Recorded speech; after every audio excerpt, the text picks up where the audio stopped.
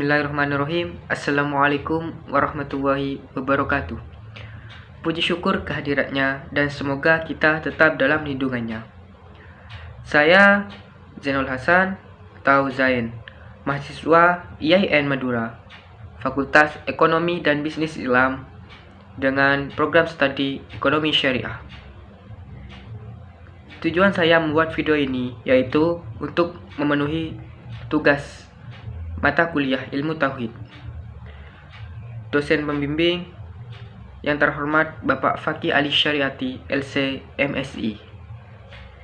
Di sini saya akan mempresentasikan paper saya yang berjudul Iman kepada Rasul.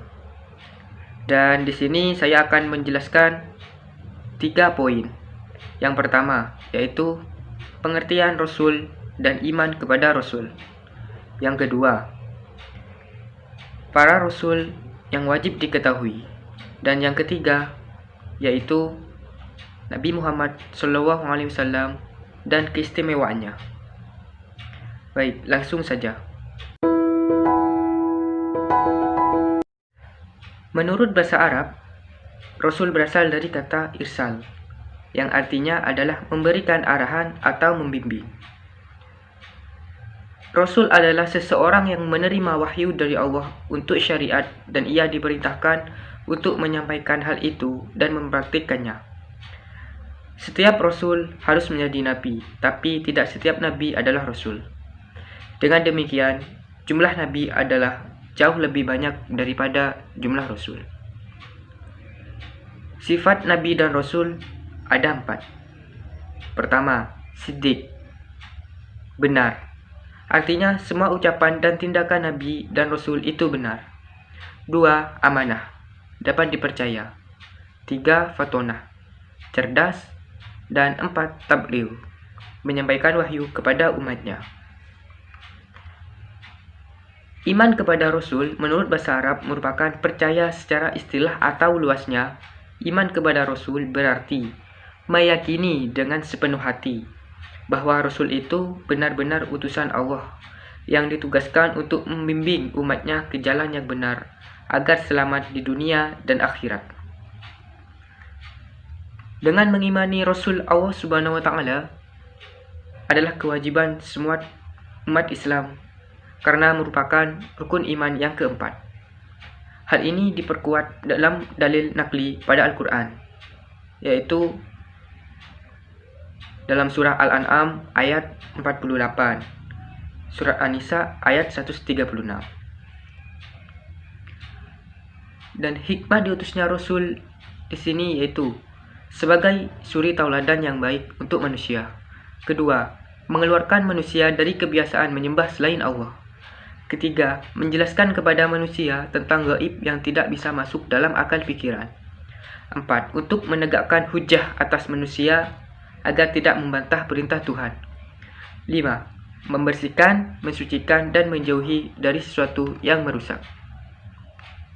Nah, tanda-tanda beriman kepada Rasul, apa sajakah itu?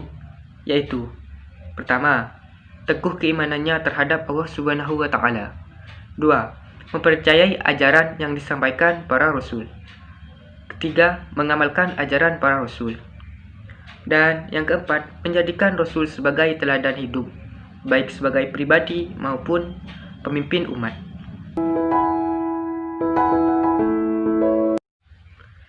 Jumlah Nabi dan Rasul sangatlah banyak.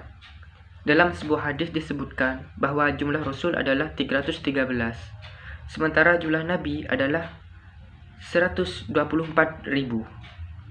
Namun, nama-nama Nabi dan Rasul yang wajib diketahui berjumlah 25 orang.